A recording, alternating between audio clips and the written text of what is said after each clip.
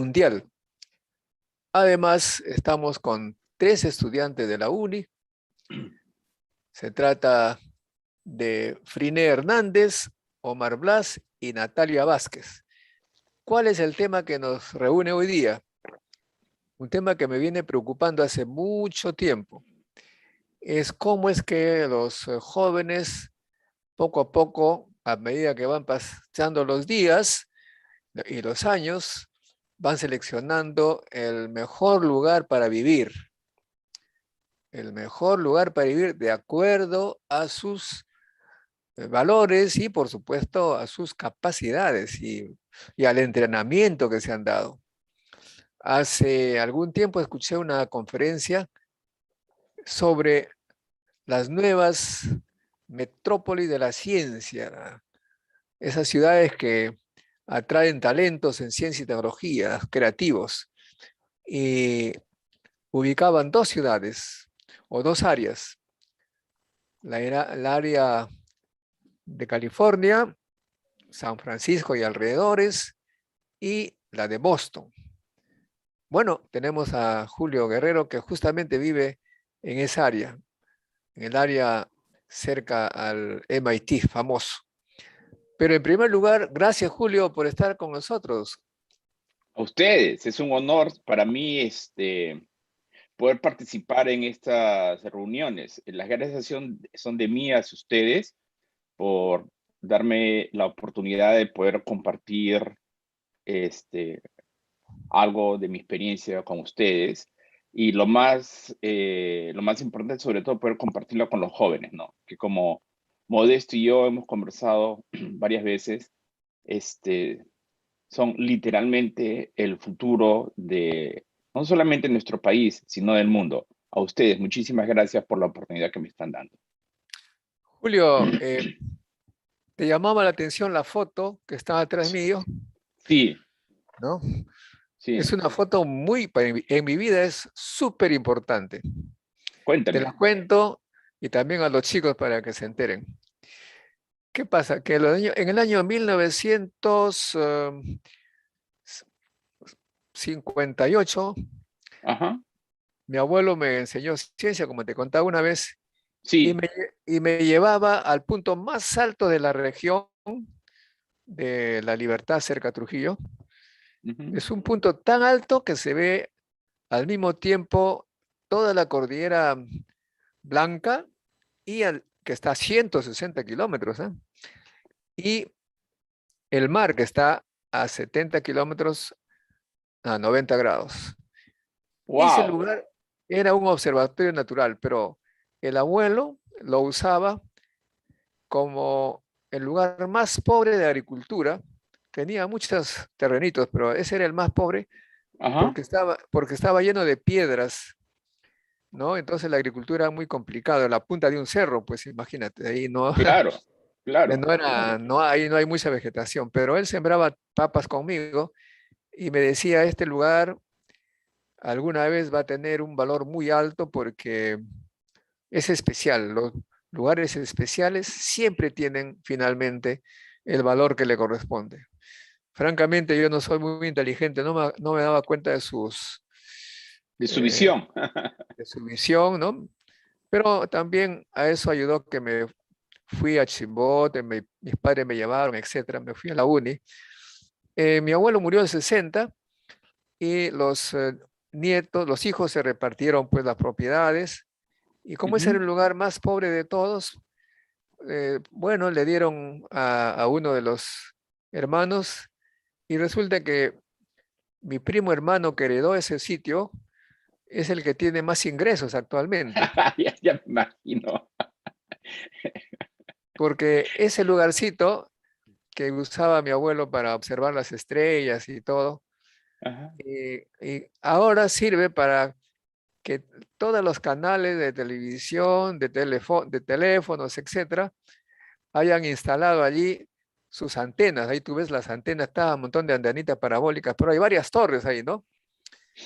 Y obviamente mi primo hermano que heredó esa parte, los alquila pues a buen precio, imagínate, o sea que sin Claro. hacer nada, la tecnología hizo de ese valor, de ese terrenito, un lugar de alto valor. O sea que la ciencia y la tecnología, imagínate, tienen pues consecuencias en el largo plazo que nosotros no podemos pensar en este momento, ¿no? Me acuerdo que El valor por metro cuadrado de ese terreno para poner las antenas es mucho más alto que, que cualquiera podría haberse imaginado antes, ¿no? Inclusive en el, cuando tu abuelito te enseñaba eso, todavía no existía esa tecnología, ¿no? Interesante. no, pues, 1960, imagínate. Bueno, Claro, y claro, así también como esto, estamos hablando de ciudades que se han convertido en la atracción del mundo intelectual, y claro, ahí el metro cuadrado también debe costar un montón de plata. Y tú vives allí, muchísimo. Sí, Julio. justo atrás mío en la foto y les voy a contar, en la foto les voy a contar qué es lo que está atrás mío. Ahí vamos a conversar acerca de eso dentro de un rato. ¿Qué cosa hay atrás? Cuéntame.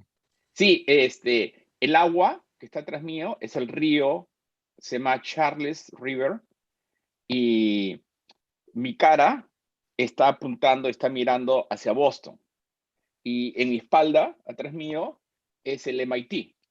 Todas esas fotos que están viendo ahí es lo que se llama Kendall Square, como decir la Plaza 2 de Mayo, esa es la Plaza Kendall. Y los edificios que están atrás, ese es más o menos como un quinto o un sexto de todo el terreno del MIT. O sea, en este momento están viendo el Innovation Hub y ahí es donde ocurre todas las cosas de las cuales vamos a conversar dentro de un rato.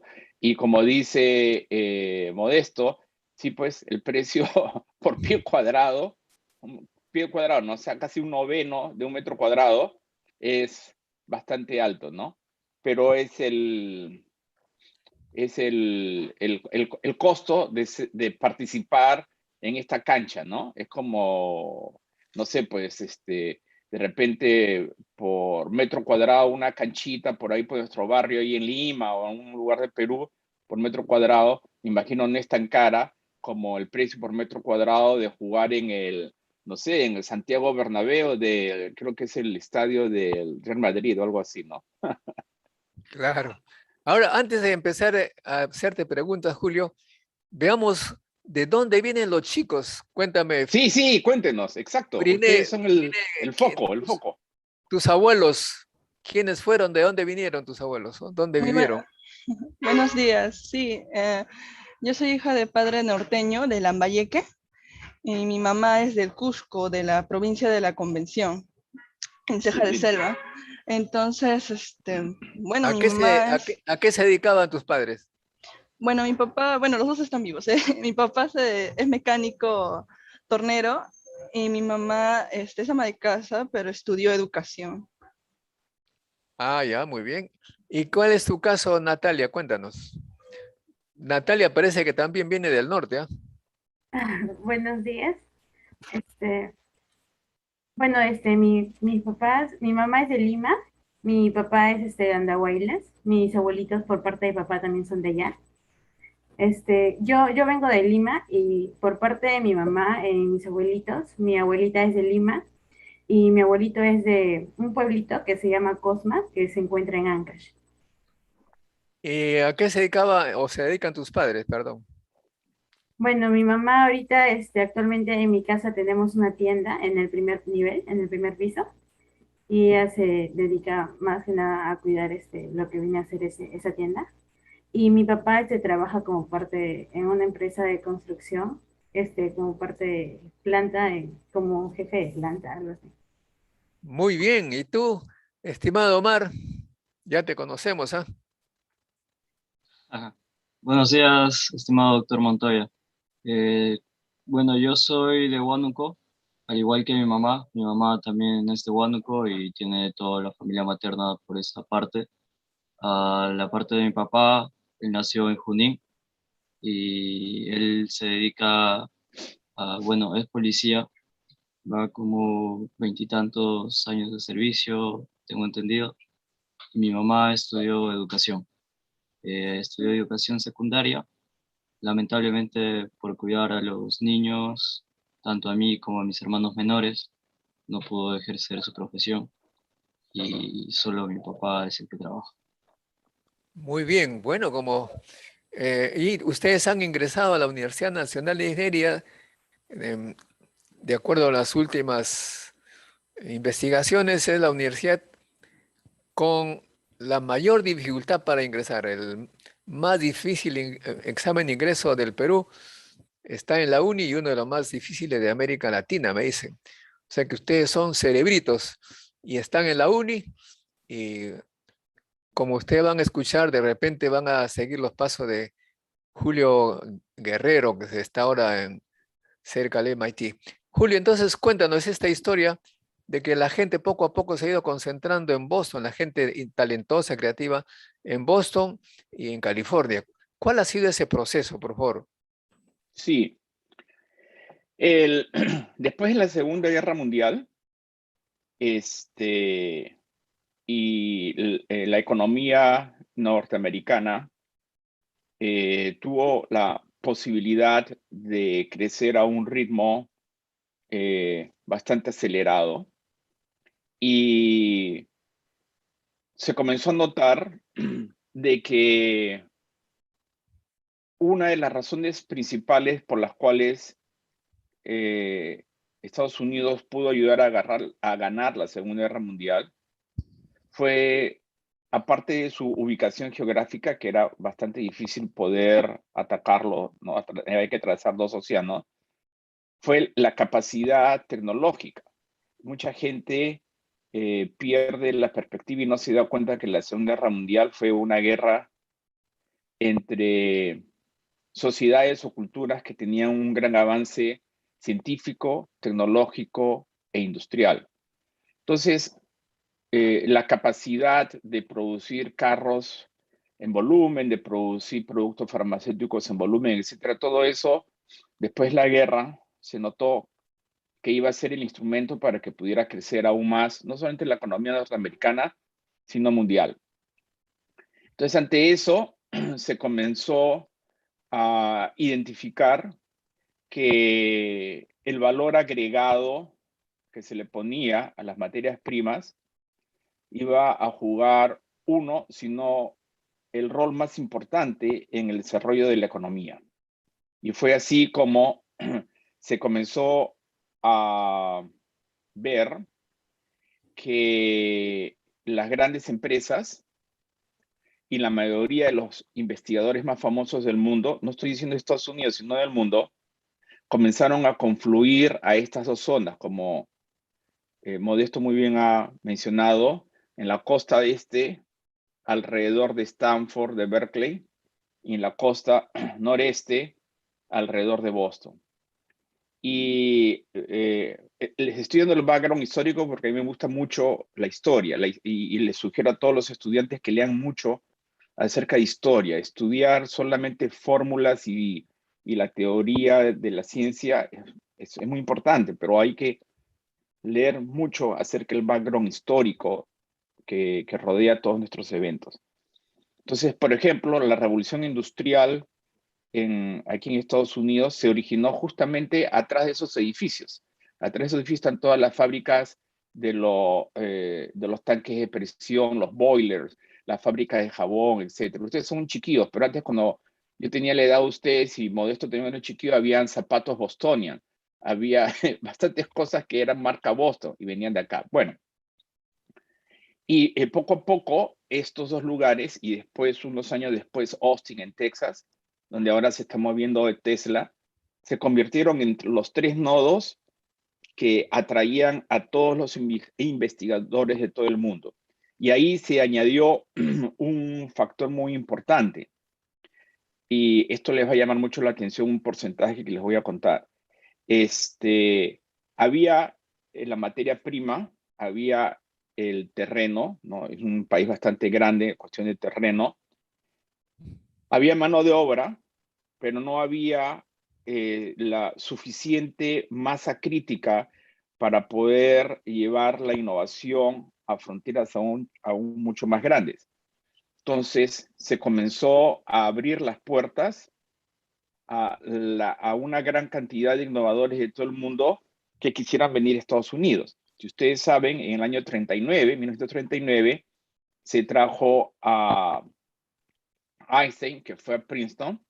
Muy pocos saben que 10 años antes, en 1929, Einstein visitó por primera vez Estados Unidos. ¿Y dónde creen que vino? Vino a Boston. Y vino acá a Harvard, que está a 5 cuadras de mi casa, al observatorio astronómico. Entonces ya desde ese tiempo ya se estaba viendo estratégicamente, las mejores universidades apuntaban a traerse a los investigadores más famosos. Todos los científicos que contribuyeron con el plan Proyecto Manhattan, todos los trajeron de Europa, ¿no? Fermi, Einstein, ahorita no me acuerdo del nombre del otro que era húngaro, que escribió la carta al presidente. Entonces todo esto comenzaron a convertirse en focos de atracción. Ahora, y acá termino para que Modesto pueda hacerme más preguntas y estimular más la conversación. Hace varios años hice un estudio en el que encontré que de las 10 universidades más famosas en ciencia e ingeniería en Estados Unidos, en todos los programas de doctorado en ciencia e ingeniería de las 10 más famosas en Estados Unidos, el porcentaje de estudiantes de doctorado extranjeros que no habían nacido en Estados Unidos fluctuaba entre 60 y 65%. O sea, entre 60 y 65% de toda, digamos, la masa que tenía, masa pensante que tenía, no masa, las personas, masa no me gusta esa palabra, el número de personas que contribuía al desarrollo de esta innovación venían de otros países, lo cual no significa de que Estados Unidos no tenga el background educativo que se necesita para salir adelante, sino que es una sociedad extremadamente abierta, que permite que personas de todo el mundo que estén interesadas en contribuir a la ciencia y la tecnología puedan venir. Y esto, otra vez a la historia, esto también les va a contar seguro Modesto, en la época en la que se descubrió, por ejemplo, el primer hombre que pudo observar la luna y dibujar lo que había en la luna, Galileo Galilei, que construyó su telescopio, estaba relacionado a muchos astrónomos y científicos y físicos que operaban muy bien alrededor de lo que es ahora Holanda. Holanda en esa época era como la sociedad que tenemos acá, muy abierta, y atraía a científicos de todo el mundo. En Italia, y después les voy a contar más tarde, en Florencia, en la segunda mitad del siglo XV, o sea, desde 1450 hasta 1500, hasta la primera mitad del siglo XVI, 1550, el Renacimiento, todos los grandes artistas, filósofos, escritores, no solamente en ciencias, sino también en ciencias de física, matemáticas, sino también en política, crecieron y vivieron en Florencia. Y Florencia en ese tiempo atraía a toda esta gente porque era de todos los ducados italianos el que tenía la sociedad más abierta. Pero todo esto que les estoy contando tenía algo en común. Sociedad abierta y segundo, había los medios económicos para poder auspiciar a todas estas personas que querían desarrollar sus talentos artísticos, literarios y científicos. En la época de Florencia, los que auspiciaban eso eran los que se llamaban los mecenas, ¿no? Los Medici, los Borgia, etcétera, que eran los que tenían el dinero y auspiciaban eso. Y en este momento, aquí por ejemplo, en este Innovation Hub que tenemos aquí en Cambridge, en Massachusetts, para mí, la equivalencia o la analogía de los mecenas son todas las multinacionales que vienen de todo el mundo, ¿no? Que son capaces de invertir en estos procesos de innovación. Lo dejo ahí, Modesto, y después tengo algunos dibujitos que les voy a enseñar para graficar esto, pero no quiero tomar todo el tiempo, quiero que tú estimules la conversación. Muchas gracias, Julio. Efectivamente, tenemos estas sociedades abiertas y, digamos, totalmente incentivadoras del talento, de la creatividad, ¿no? Hablabas tú de Galileo, por ejemplo. Sí. Me acuerdo haber leído que Galileo usó pues un telescopio para observar la luna, ¿no? Correcto. Y al observar la luna, pues también en ese mismo momento, en esa misma época, había un astrónomo inglés, me parece el apellido Harriet, Ajá. que también que veía pues con un telescopio lo mismo que Galileo. La diferencia está en que el astrónomo inglés no puso ninguna leyenda, simplemente dibujó cómo vio la luna, lo mismo que Galileo, Ajá. pero Galileo añadió una leyenda diciendo que la luna, como se ve, está compuesta de montañas, de quebradas, igual que la Tierra, e incluso hay una montaña más alta que el Monte Blanco. Ahí se equivocó, pero bueno, la idea que fue, él fue Mont Blanc, donde se esquía. por lo menos él se dio cuenta de las cosas, observó los detalles y sacó conclusiones. El inglés nada. ¿Por qué la diferencia? Los hombres no son diferentes, sino las culturas, las culturas. Lo que pasa es que en esa época los italianos, tú sabes muy bien, había pues una cultura del detalle, hacían esculturas, dibujos, Claro. los músculos, todo lo hacían con detalle, o sea que le gustaba describir con bastante minuciosidad los detalles de la ciencia, de la naturaleza. Al mismo tiempo, en esa misma época, en Inglaterra, en cambio, estaba la época de Shakespeare. Entonces ahí la historia del teatro, la actuación, los grandes escenarios, ¿no? Del verbo, etcétera.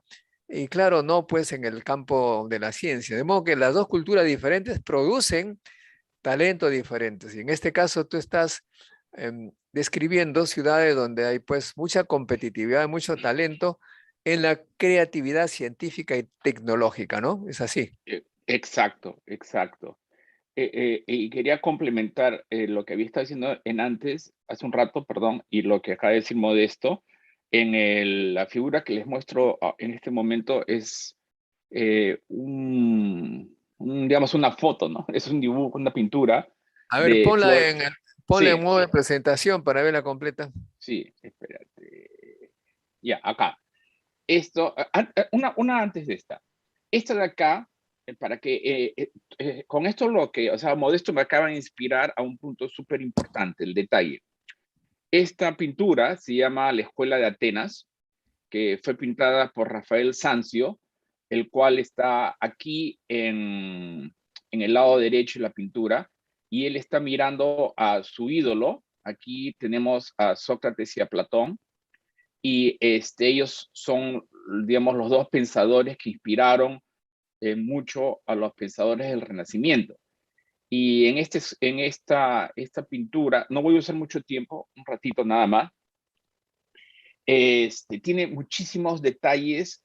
Es una de las primeras pinturas donde se expresa la perspectiva que fue creada o recreada en el Renacimiento para poder comunicar dibujos en tercera dimensión. Todos aquellos que estudian ingeniería mecánica, civil, la vista isométrica, todo esto fue creado en el Renacimiento, no fue hecho por Pro Engineer o SolidWorks, se hizo hace muchos siglos. En la parte izquierda de este cuadro está todo lo relacionado a las ciencias que tienen que ver con tierra, o sea, la ingeniería está al lado izquierdo y todo lo que está a la derecha son los filósofos teóricos, por eso que está pintado en celeste, ¿no? Son los que están viendo o sea, acá está Research and Technology.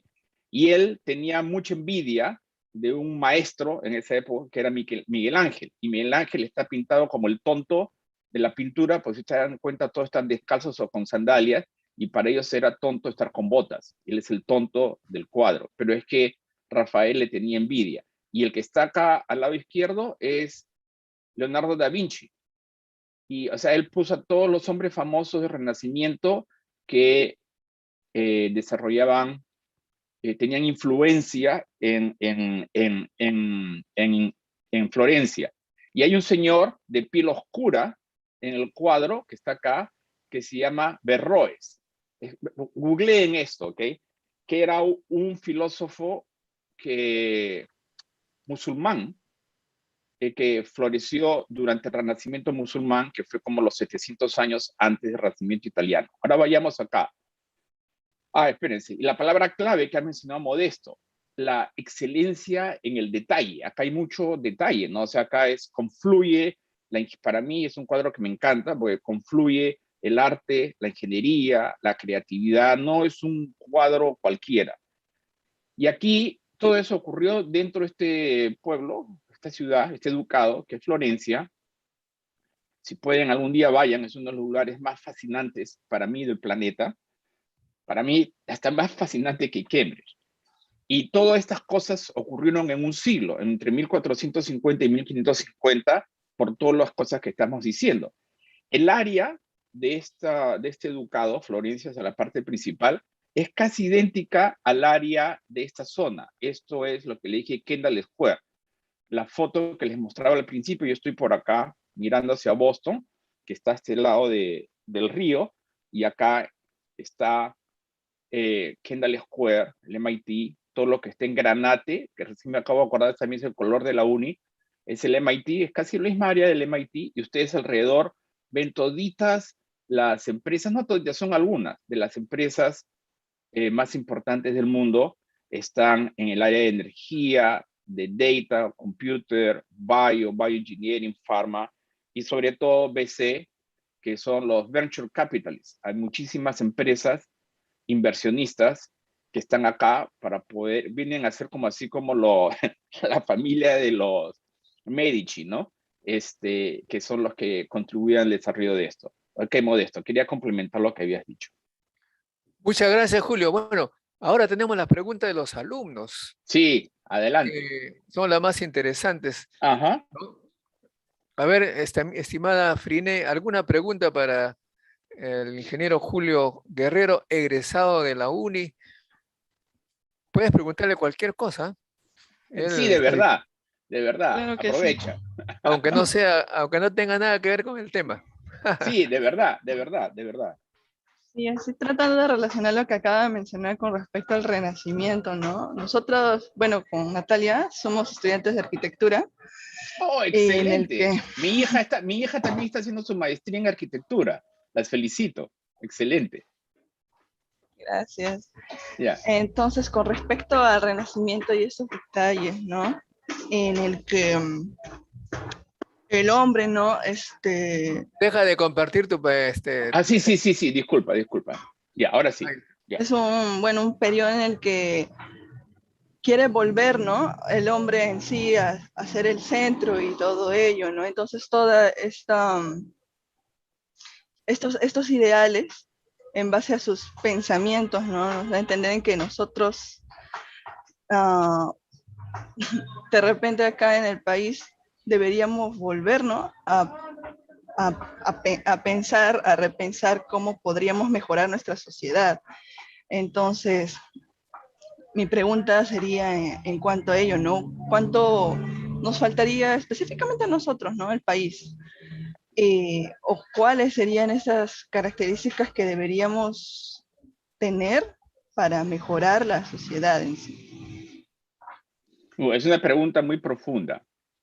Y que me gusta. Me gusta que retes mi imaginación.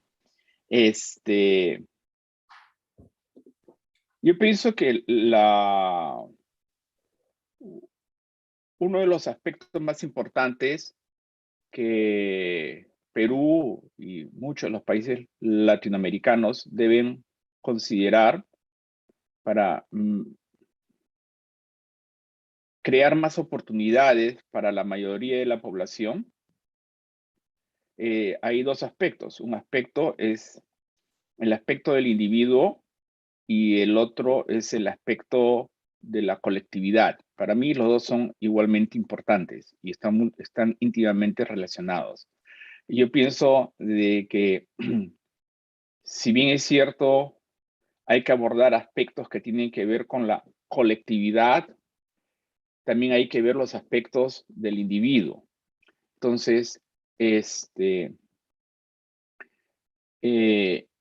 hay que pensar qué es cuáles son las características del individuo en nuestra sociedad que contribuyen a que la sociedad sea como es.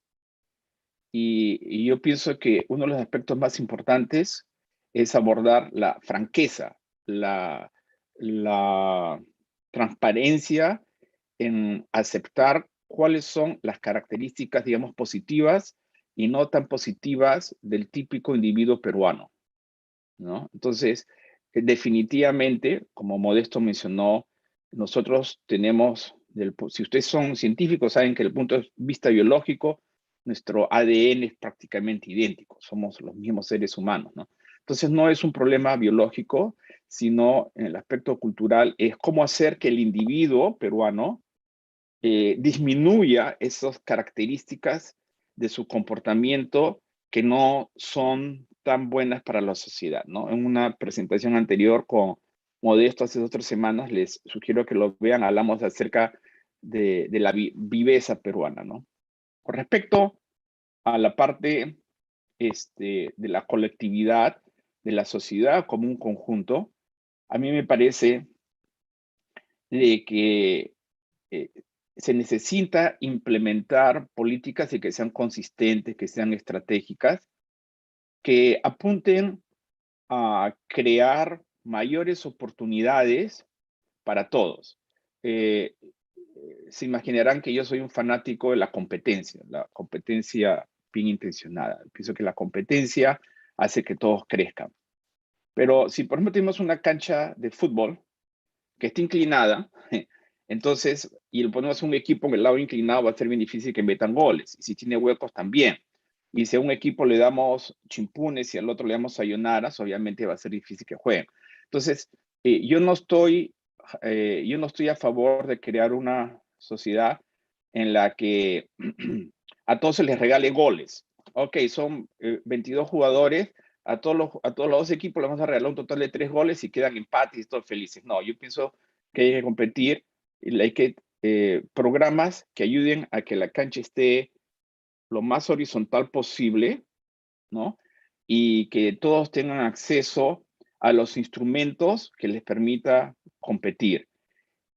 Y no es fácil, ¿no? Pero pienso que esa es mi humilde opinión personal. No sé si he respondido a tu pregunta, Friné. Sí, gracias. Ya. Ajá. ¿Quién es la siguiente pregunta? ¿Natalia o Omar? Pregúntenme cualquier cosa.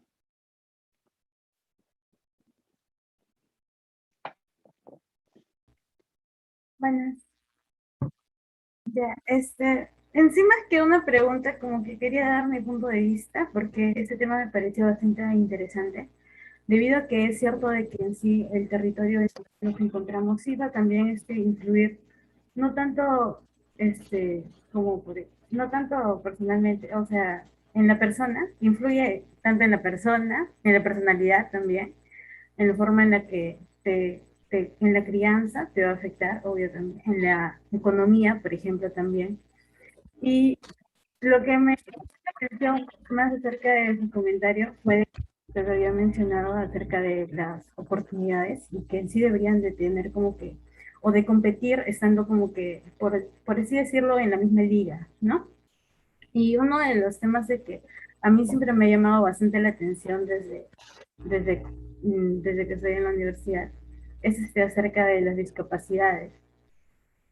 Es un tema que justo así, tomando en consideración lo que usted ha mencionado, es como que yo siento que igual aún nos falta bastante por tocar acá en Perú y como que tomarlos en cuenta acerca de, por ejemplo, en el sector educativo, para que ellos también tengan como que más oportunidades para desarrollarse. Uh-huh. Bueno, y yo más que nada, justo hasta en mi investigación personal, así para como así les comentó mi amiga Frine, nosotros somos de la Facultad de Arquitectura y ya pues más que nada como que también investigando y viendo cómo está en sí actualmente tanto por ejemplo la construcción así en el ámbito urbano. Fíjate que igual las personas con discapacidad no tienen como que la misma forma de poder desplazarse con una barrera, con un y viéndolo también desde un ámbito un poco más personal. Por ejemplo, mi mamá un tiempo estuvo mal y estuvo utilizando lo que se considera ruedas. Y en ese tiempo era la que, por ejemplo, la desplazaba de un lugar a otro. Porque me di cuenta de que igualito también la dificultad en el desplazamiento también puede afectar esas personas con las que se puedan desarrollar completamente. Hola, hola, se me escucha. Sí, sí te escucho. Así se me había acabado la... La pila. Muy bien, siga nomás la pregunta, no quiero Ya, interrumpir. continúa, Natalia. Natalia, coge tu micrófono y póntelo cerca a la boca. ¿Ahora se me escucha? Ahora sí, ahora sí. Ya pues sí, entonces de lo que yo había investigado así, como que también me había estado buscando lo que son por ejemplo, centros educativos que se directamente se enfocan en este tipo de población. Y mayormente en sí he encontrado como que hay una deficiencia acá. Y creo que, bueno, también revisando lo que es la normativa en sí también, hay una parte donde mencionan de que, por ejemplo, hasta en la misma universidad se debería aceptar un porcentaje de de las personas que sufran alguna dificultad o alguna mm, discapacidad, por así decirlo, capacidad reducida, que ahora es llamada así. Y, y pues creo que entrando un poco más en lo que es la uni, por ejemplo, en algún curso que yo he llevado con el arquitecto Donko, por ejemplo, habíamos tocado de que en infraestructura, por ejemplo, solamente la misma agua, como que si iba una persona con silla de ruedas, no podía acceder a muchos de los ambientes, solamente se veía limitado casi a la circulación y algunos salones y nada más. Yo quisiera saber cómo se toca más que nada ya en el MIT, que ha mencionado, Sí. este tema de como que voluntar las barreras de alguna forma arquitectónica. Sí, te voy a explicar. Con respecto a cómo responde la sociedad, no solamente la ciudad, la ciudad, con respecto a esto, en la época en la que el presidente de Estados Unidos era Bush padre, no el primer Bush, fue presidente, se instauró una ley que protegía o que básicamente expresaba que todas las personas con capacidades disminuidas tenían los mismos derechos que el resto. Se volvió ley y con consecuencia se crearon reglamentos y exigencias para que todos los edificios, primero los edificios del gobierno y después todos los edificios públicos, todos los edificios privados, tenían que cumplir con ciertas reglas de construcción. Entonces, eso desde el punto de vista de la sociedad. Y desde el punto de vista particular, las universidades tienen el interés más grande en que las capacidades disminuidas físicas no sean un impedimento para que los talentos puedan contribuir, ¿no? O sea, tú no vas a, te imaginas un super genio que esté en silla de ruedas y que no pueda enseñar porque no hay una rampa para que sería absurdo, ¿no? Bueno, entonces, pero regresando y conectando esto con la pregunta que me hizo Friné, hay una característica esencial, ¿ok? Se implementa una ley y se espera que todos cumplan la ley. Y si tú no cumples la ley, que eres libre, tienes libertad de no cumplir la ley, ¿no? Tienes que asumir las consecuencias de no cumplirla, ¿no? Ya sea una multa o ir a la cárcel. Y se cumple. O sea, sí o sí se cumple. Entonces, si, por ejemplo, me imagino, me sorprendería que en el Perú no haya una ley de protección a las personas con capacidades reducidas, y me imagino que deben haber regulaciones para la construcción, que exige que si hay un nuevo mall o una universidad, un edificio, tiene que cumplir con construir las rampas, las escaleras, etcétera, ¿no? Pero ¿de qué sirve tener una ley si la ley no se cumple? Entonces, regresando a la pregunta que hizo Friné, tenemos el aspecto individual y el aspecto colectivo. Entonces, en el aspecto individual, no falta un vivo peruano que dice, no, esa ley, nada, que bueno, que me pongan tickets, que me pongan papeletas, que me pongan multas. Al final, pasa el tiempo y no las voy a pagar. Entonces, no se cumple la ley.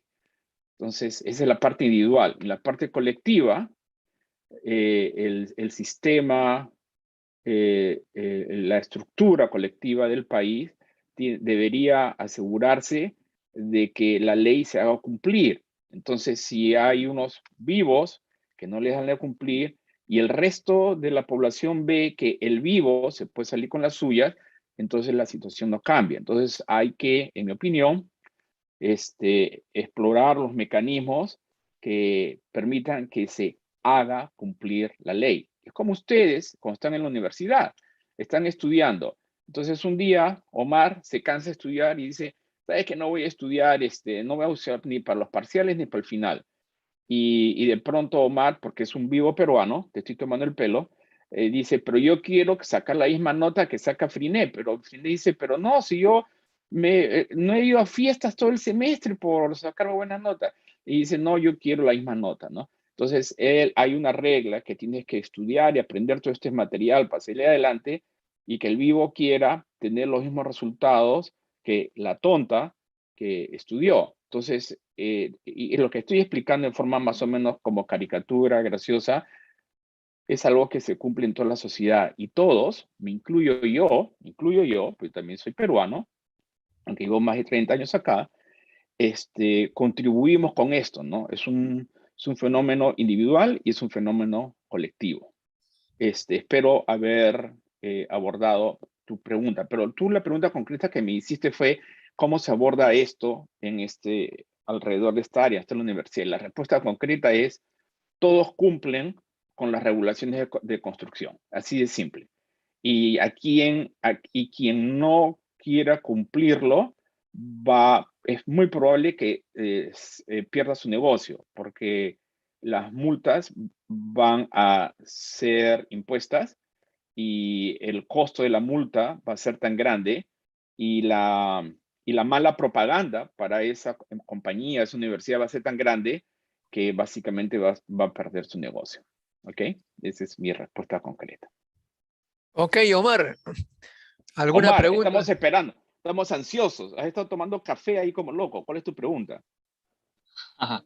Muchas gracias, doctor Julio. Mi pregunta es acerca de, en la última parte de su presentación, usted mostró el ecosistema del MIT con las empresas que hay alrededor y quisiera saber cómo son los mecanismos de que estas empresas apoyan al MIT y de esta manera, cuánto la UNI o qué es lo que la UNI podría hacer para replicar estos mecanismos en la universidad con otras empresas que estén a la mano que puedan apoyar a la UNI. Ya, gracias por tu pregunta. Muchísimas gracias. El factor humano es muy importante. Supongamos que se creara un programa o un plan, una estrategia que dice que en los próximos 10 años se aspira a que la Universidad Nacional de Ingeniería y los alrededores, el terreno alrededor, va a convertirse en un Innovation Hub. Supongamos que ese es el objetivo, acá 10 años. Estamos en el punto A ahora y el punto B es donde queremos estar en 10 años. Entonces es una aspiración, pero hay que describir qué es lo que en términos peruanos, no en términos norteamericanos, europeos, tiene que adaptarse a la realidad de cada país, ¿no? ¿Qué es lo que nosotros definimos como un Innovation Hub? Supongamos que sea más o menos parecido al que les he descrito de acá. Una vez que está, y recuerden, presten atención al detalle acerca del tiempo. No estoy diciendo resolver esto en un año, ¿no? O sea, hay que pensar en forma estratégica, cada 10 años. Tomando en cuenta que esos 10 años probablemente vamos a tener más de un presidente en ese periodo, ¿no? O dos presidentes, perdón. Entonces, una vez que se hace eso, se dice, ok, ¿cuáles son los instrumentos, las herramientas, en vez de martillos, alicates, esto? Las herramientas son el capital humano. Entonces dicen, bueno, necesitamos que dentro de la universidad haya un conjunto de expertos que puedan implementar los programas que nos va a ayudar a ir logrando cada uno de los hitos que nos hemos marcado en este programa de 10 años. Pero además, también se necesita la herramienta en el lado de la industria. Y hay que buscar dentro de la industria, y si no poner dentro de la industria sujetos, personas, que tengan experiencia en estos programas. Una vez que se tiene a los expertos dentro de la universidad y a los expertos dentro de la industria, lo que te voy a decir, si entre 30 años se pueden acordar de una sola cosa, Friné, Natalia y Omar, de esta conversación, es lo que les voy a decir ahorita. Se le pone como objetivo a los jugadores dentro de la universidad y dentro de la industria, el objetivo es hacer que el plan se ejecute. Sí o sí. O sea, se le paga a los jugadores dentro de la universidad y la industria para que hagan que ocurra. Y si en el proceso no van logrando los objetivos, se los cambia. Se les invita cordialmente a que se vayan a su casa y se traen a otras personas. O sea, el objetivo es de acá a 10 años tenemos que lograr esto. Y de aquí en los próximos 18 meses tenemos que lograr esto. Y si la persona que se ha contratado en los primeros 3, 4 meses no muestra los resultados, se le invita cordialmente a que se vaya a su casa. ¿Por qué? Porque el objetivo es el plan. ¿Okay? Ahora, hay que ser realistas.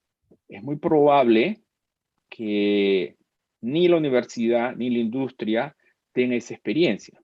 Entonces, ¿qué se hace? Se trae personas que tengan esa experiencia o se trae expertos que los entrenen. La capacidad que uno no tiene, la importa. Por ejemplo, voy a ser más específico aún. Cuando Estados Unidos notó que Rusia ya tenía a Yuri Gagarin en el espacio, dijeron, en la época de la Guerra Fría, parece que los rusos van a lograr llegar a la Luna más rápido que nosotros, ¿no? Entonces en el año 62 o 63, no, en 63 los mataron. 61, 62, Kennedy dijo, en 10 años vas a poner al hombre a la Luna. Pero el know-how, la expertise que se necesitaba para lograr eso, había cierto conocimiento crítico que no estaba todavía disponible. ¿Y qué hicieron? Importaron a los expertos para que complementaran a los equipos nacionales y se logró el resultado un año antes del planeado. Entonces, en una sociedad abierta se decide cuál es el objetivo, se analiza si uno tiene en la caja de herramientas todas las herramientas necesarias para lograr el objetivo. Si faltan herramientas, se traen esas herramientas y ahora lo más difícil de todo, que esto tiene que ser consistente.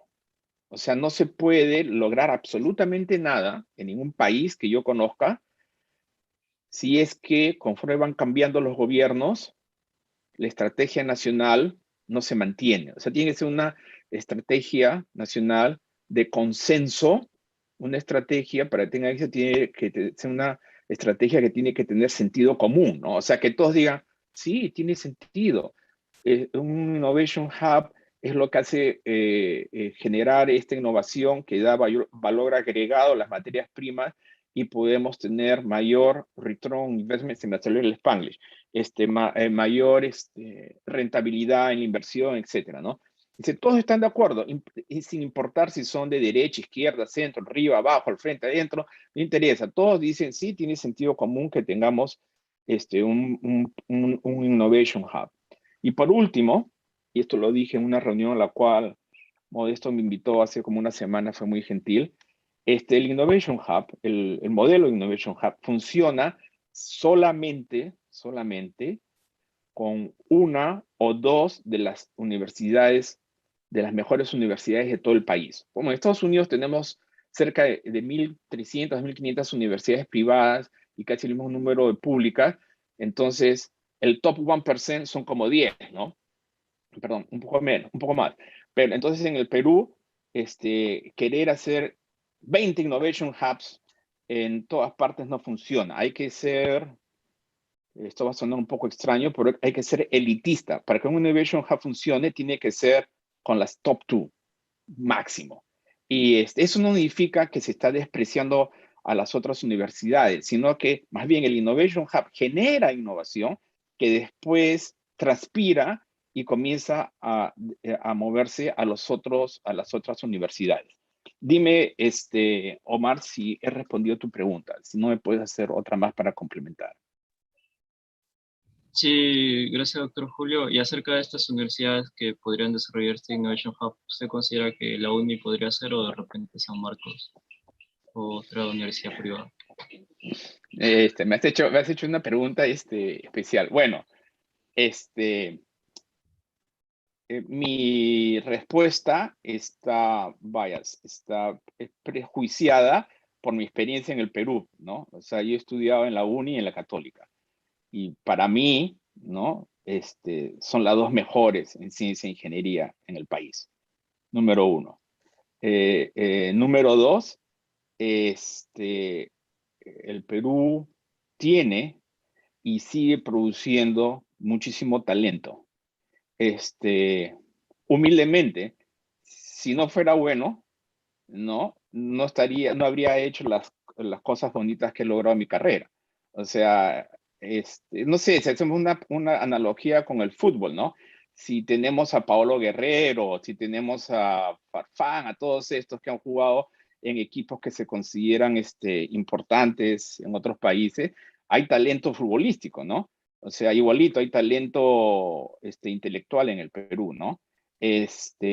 Sí, o sea, en concreto, ¿no? La respuesta, tu pregunta ha sido binaria. ¿Creo que hay talento en el Perú? La respuesta es bien larga. Sí, 100%. Y las universidades donde yo creo que deberían ser consideradas para este ejercicio sería para mí la UNI y la Universidad Católica, ¿no? Porque conozco muchísimos colegas peruanos que vienen de esas dos universidades y son top class, ¿no? Que están en todas partes del mundo y que les va bien. Espero haber respondido tu pregunta. Muy bien, Muchas gracias, doctor Julio, y también gracias por los detalles. muy bien. La única información que beneficia a la UNI, como dije al principio, es la universidad que tiene el más difícil examen de ingreso, de modo que ustedes son el resultado de una selección hipercompetitiva. Y la católica, la criminata. y la católica está en sexto lugar, ¿eh? Así que hay una distancia. Dicho sea de paso, un profesor de la católica, se llama Carlos Silva, él quería incentivar algo de innovación en la católica y los jóvenes no se mostraban muy entusiastas. Se fue a la UNI y ahí, caray, vio mucha curiosidad, interés de los estudiantes, y cuando mostró eso a los estudiantes de la católica, bueno, se contagiaron y ahora hacen trabajos en colaboración entre las dos universidades. Interesante esa experiencia que sería bueno. Sí, excelente. Otro Una cosa tema, que quería, una cosita solamente, una cosita, de que en mi experiencia aquí, las top universities hay muchos programas de investigación que tienen a profesores investigadores de las mejores universidades trabajando en equipo, ¿no? O sea, por ejemplo, aquí donde vivo en Cambridge está Harvard y está el MIT. Hay muchísimos proyectos en que los profesores, investigadores y estudiantes de doctorado de ambas universidades colaboran. Claro que hay una competencia que es saludable, pero también hay muchos programas de colaboración. Ok, continúa, Modesto. Disculpa la interrupción. bueno, Hay un problemita en el Perú, es que las empresas son muy reticentes a invertir en innovación, son básicamente facilistas, se dedican a la importación y a la exportación, exportación de materias primas, importación de productos tecnológicos y con eso viven bien y entonces no se preocupan. Pero ello me hace pensar en la necesidad de una formación para los estudiantes de ingeniería en emprendimiento para que Sí, si no hay exactamente. plata que viene de afuera, Me pues la hago ellos yo mismos mismo. la hacen lo mismo y no se necesita mucha innovación, mucha plata si se tiene creatividad. Hay ejemplos pues ya históricos, ¿no? Ya tiene Bill Gates que empezó en su garaje, Steve Jobs que empezó igual prácticamente de cero. De modo que si tienen ustedes creatividad y audacia, pueden triunfar, ¿no?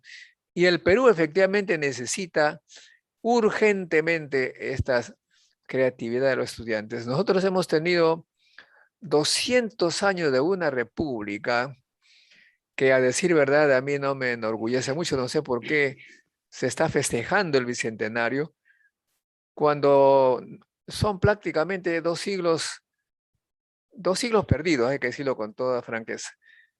Yo soy curioso, permanentemente ando con mi cámara fotográfica y para muestra de lo que les estoy diciendo, luego de haberlos escuchado, les voy a mostrar 3 fotos que las tomé ayer, para que vean ustedes cómo está nuestra situación. A ver, vamos a ver cómo es esto de acá. Déjenme ver. ¿Qué es lo que observan ustedes? Una empresaria. Es una empresaria, imagínense. Ella está allí tratando de vender, pues, supongo, algún chocolate, café para los pasantes, ¿no? Parece que tiene chicha en una botella grande o que le está sacando, De aplastando naranjas. naranjas. Se está plantando naranjas. Sí, sí, está con su palanca. Sí, ajá, sí. Entonces, miren, acá dice, curiosamente dice para otros, ¿no? Esta foto la tomé ayer. Y aquí están los trabajadores porque se van a su empresa. Entonces acá hay diferencia entre el que se va a buscar trabajo y el que se lanza a hacer su propia empresa. Gente que ha comenzado así de esta manera, hace 30 años, ahora son empresarios exitosos, conozco varios. Bueno, más allá me fui un poco con mi cámara fotográfica. Y Este de encontraste ayer, los sándwiches. El siguiente eran los sándwiches. no, más allá Te estoy vacilando. encuentro esto para los arquitectos. Imagínense ustedes. No sé cómo es que se hace este caos arquitectónico, pero ese es nuestro país, Julio. Te ha sido hace mucho tiempo, pero nuestro país no avanza, ¿no? Y después tenemos una cosa impresionante. ¿Qué ven ahí? Arroz, gran fortaleza. Pero no tiene arroz en la bolsa. ¿Qué tendrá? Es recolectas de plástico. Esta señora sobrevive recogiendo la basura que dejan los ciclistas. ¿Se da Yo iba a cuenta? decir que, yo iba a decir que bueno que hay deportistas ahí y era que la señora está recogiendo la basura. Ajá. Y en el fondo hay un letrero que dice, reclamando a los ciclistas, deje limpio el lugar. O sea que le dice a los ciclistas que no boten basura, pero como botan basura, la municipalidad, supongo, pues le paga a la señora para que viva eso. Ajá, Sobreviva, no viva, sobreviva. claro. Ajá. ¿Se dan cuenta? Entonces, esta situación, bueno, no les quiero mostrar más fotos, pero en realidad estamos, 200 años hemos producido un país de desigualdades increíbles, ¿no? Para mí la única forma de hacer el terreno parejo es a través de la educación. Y el Estado tiene que, si tiene alguna responsabilidad, un deber, es la educación gratuita para todos los peruanos y, por supuesto, la salud. Con eso basta, pero en realidad no hay, en este momento los debates que se están dando en el Congreso no tienen nada que ver con lo que estamos hablando. Parece que estuvieran en peleas internas, externas, están permanentemente debatiendo un montón de cosas, pero no los que estamos nosotros actualmente presentando, que son los que tienen que ver con el desarrollo del país. Es por eso que los jóvenes están no solamente obligados a hacer empresa, sino también pensar en organizarse políticamente para que los problemas reales del Perú sean tratados con las soluciones adecuadas. Eso es lo que quería señalar. Educación y emprendedurismo. Los jóvenes tienen que lanzarse. Conozco muchísimos casos. Empresarios muy exitosos, no me lo van a creer, pero que no saben leer ni escribir. Firman con una X. ¿Cómo comenzaron? ¿Cómo comenzaron? Remallando medias,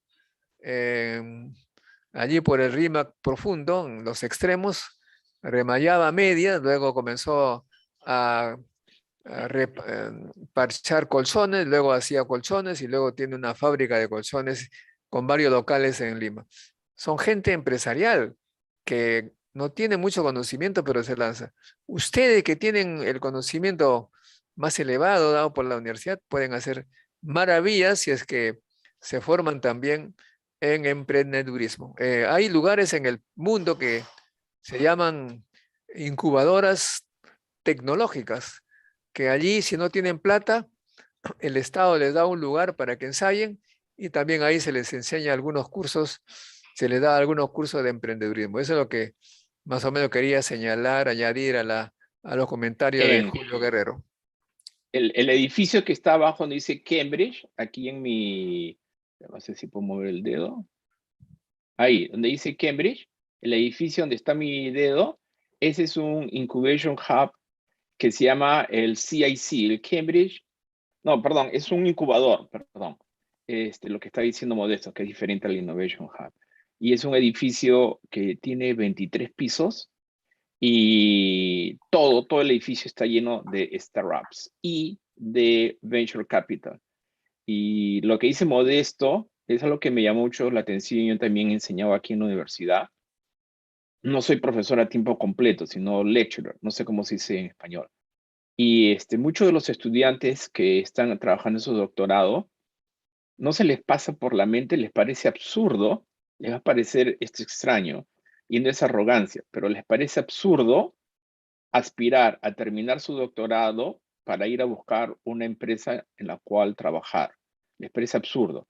Dicen, no, pero si yo soy así te lo dicen, y no son arrogantes, dicen, si soy uno de los mejores en el mundo en lo que hago, ¿por qué voy a ir a buscar trabajo en una empresa? No, yo voy a salir de acá y voy a hacer mi propia empresa.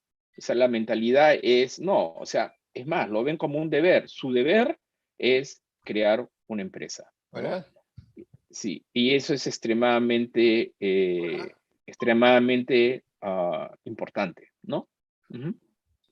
Bueno, eso es, así es, jóvenes, tienen ustedes una gran responsabilidad. Ya es conocido, muchos conferencistas internacionales lo señalan, la riqueza está en la ciencia y la tecnología.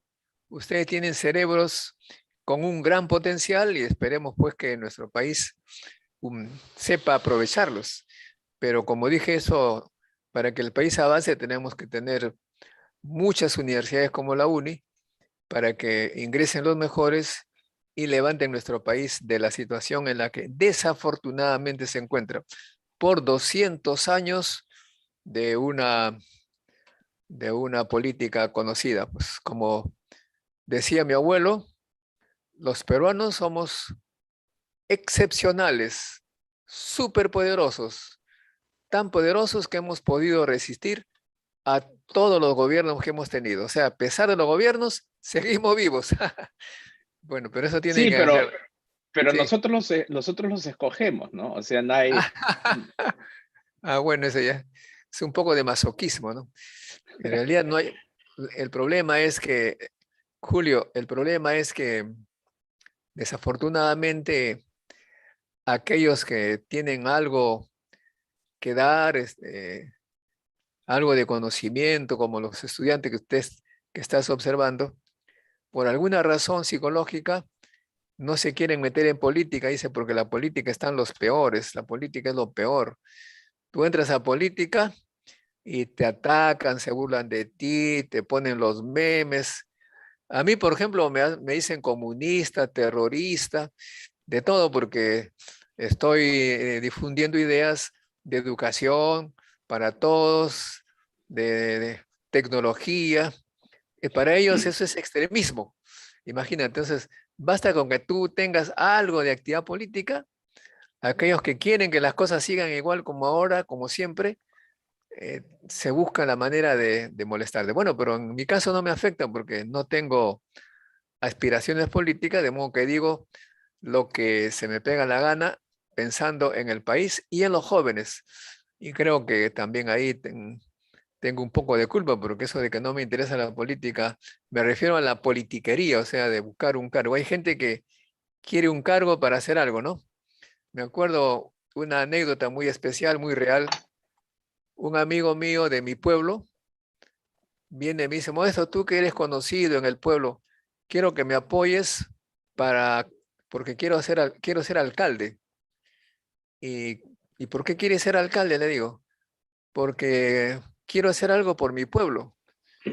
Pero le digo, primero muéstrame qué cosas has hecho por el pueblo, así sin ningún cargo.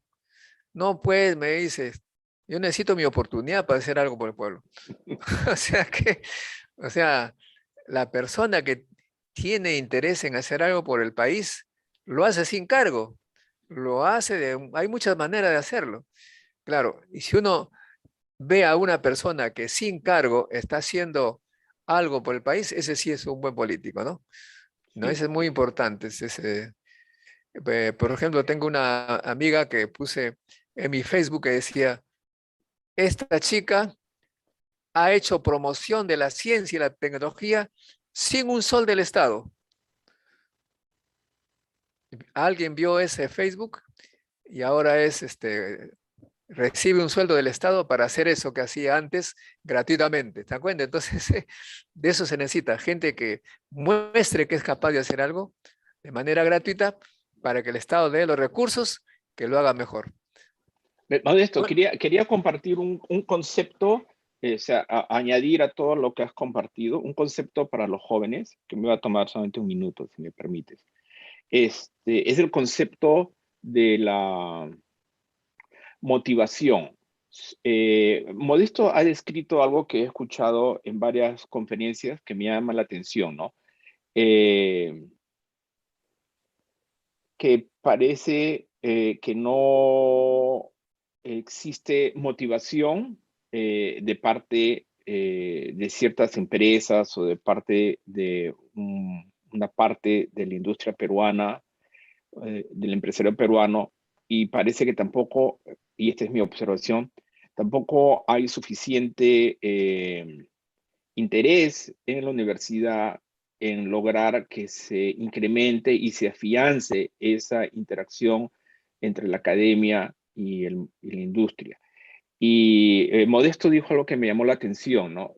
Como algo así como, más o menos lo parafraseo, ¿no? Que es más fácil para cierto sector de la industria quizás generar ingresos sin necesidad de usar alta tecnología o creo que importar las maquinarias, importar los equipos. Entonces, en mi experiencia personal, yo he notado que una de las cosas que contribuye mucho a cambiar eso es hacerse responder a la pregunta fundamental para mí, ¿qué es lo que motiva en otros países y qué es lo que motivaría en el Perú a que los jugadores en ambas partes, tanto en la industria como en el mundo académico, tuvieran el incentivo de buscarse el uno al otro para crecer juntos y crear programas, ya sea nacionales o supranacionales, todos son bienvenidos, todos tienen muy buena intención, pero el problema, el reto fundamental, y esto se los digo a los jóvenes porque, no sé, 10, 15, 20 años, ni Modesto ni yo vamos a estar en el barrio, ¿no? Vamos a estar en otro, Dios sabe dónde. Entonces, ustedes van a enfrentar la pregunta fundamental: ¿cómo hacer que esta interacción o esta dinámica cambie? Y yo les propongo que entre ustedes y sus amistades se formulen esta pregunta: ¿cómo incentivar a que ambas partes colaboren?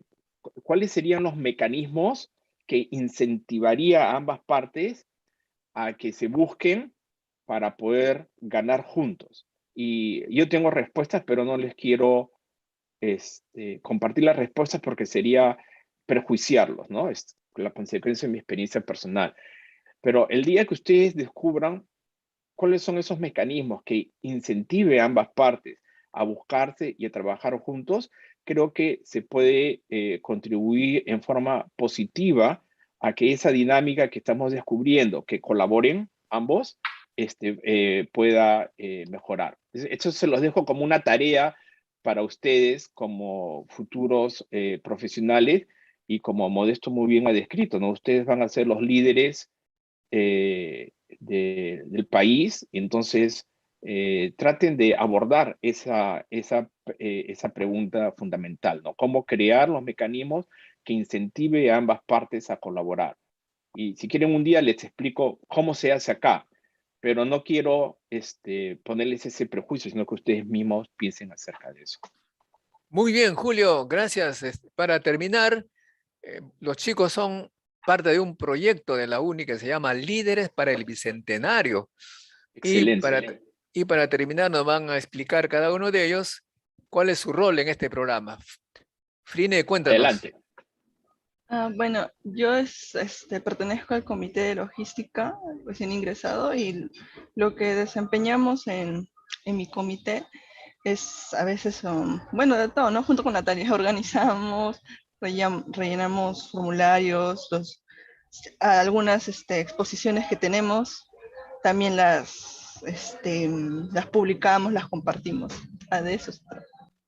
Excelente. ¿Y Muy cuántos bien. miembros hay? ¿Cuántos miembros hay en todo el grupo? ¿Cuántos estudiantes? Uy, bastante. ¿Cientos? Y, ¿Miles? ¿Decenas? Al centenar. 100, llegamos al 100. Excelente. Ok. Natalia. Bueno, como mencionó mi compañera Frine, las dos pertenecemos al mismo comité, pero también, aparte del comité, también pertenecemos a diferentes agrupaciones grupos que se encargan, por ejemplo, acerca de las propuestas que se da en Líderes, y ambas pertenecemos al grupo de Universidad Pública. Y en sí, con respecto a lo del comité, lo que hacemos, como había mencionado mi compañera, es acerca de los formularios, organizar los eventos, algunos eventos, porque también se comparte también en otros comités, acerca de las publicaciones, de saber, de más que nada ver cómo van los mismos líderes difundiendo lo que se quiere hacer llegar a las demás personas. Omar, Excelente. por favor. Sí, profesor Montoya. Bueno, doctor Julio, yo pertenezco al comité de protocolo. El comité de protocolo está compuesto alrededor de 17 estudiantes. En el comité verificamos que toda charla con personajes destacados sea lo más impecable posible, que cuidemos de todos los detalles, que sea presentación, aplausos, tiempos del programa. Y eso, doctor. Muy ¿Tú qué bien. estudias, Omar? Omar, ¿qué estudias tú? Yo estudio ingeniería física, doctor, voy en el 9º ciclo de la carrera. Oh, excelente, excelente. Bueno, te cuento, Julio, estas ideas que expreso no son de hoy, ¿ah?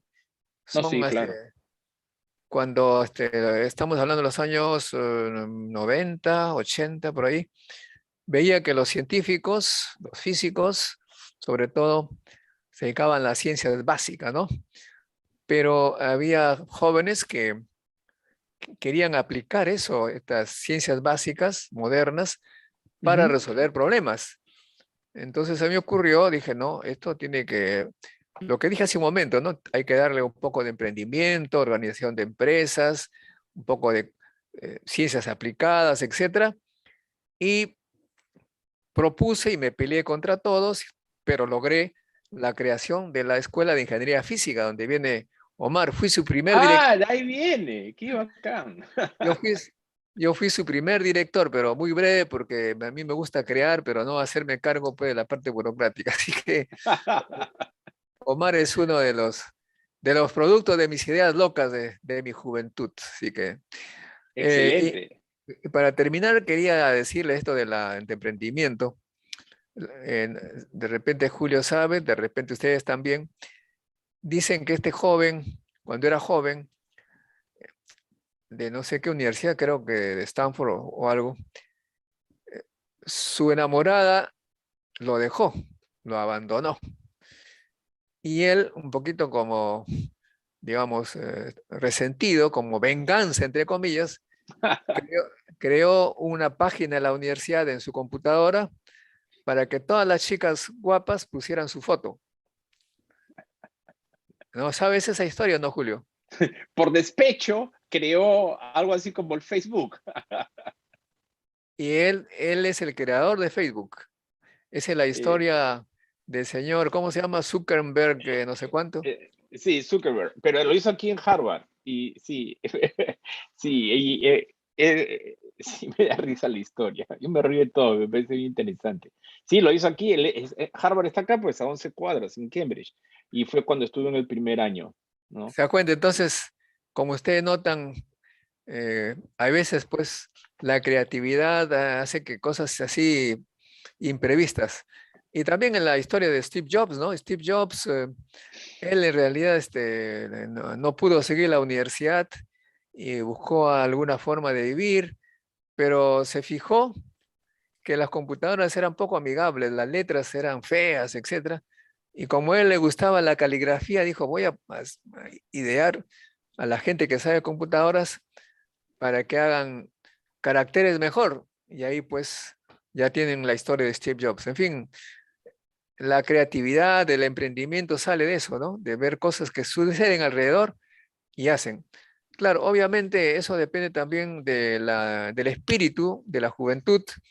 Los físicos, a mí, por ejemplo, no, no me hubiera interesado ganar plata haciendo que la gente se reúna, no sé, bueno, eso es relacionista público, bueno, o cosas por el estilo. Los físicos básicos les gusta comprender la materia, las profundidades del universo, etcétera, aunque no den plata, ¿no?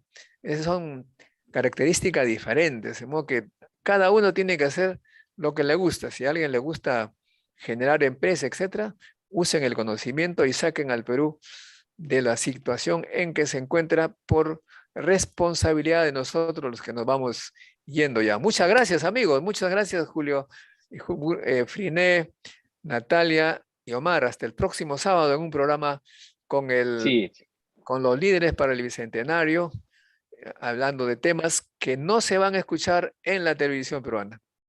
Modesto, muchas gracias por la invitación y por favor considérame para otras reuniones de este tipo donde quizás podemos profundizar en alguno de los temas que ya hemos conversado en esta y en las últimas dos reuniones. Me encantaría continuar contribuyendo con un grano de arena a la educación de nuestros jóvenes, que son los futuros líderes de nuestro país. Y les agradezco muchísimo por la oportunidad que me dan de poder conversar con ustedes. Muy bien. Hasta luego, hasta luego. Gracias, gracias. Hasta el próximo Chao. sábado. Y Cuídense, cuídense. por supuesto, los domingos a las 6, los que nos escuchan, hay un programa similar, pero dirigido a todas las universidades del Perú, estudiantes de todas las universidades. Muchas gracias. Chao, chao. Chao, cuídense. Muchas gracias.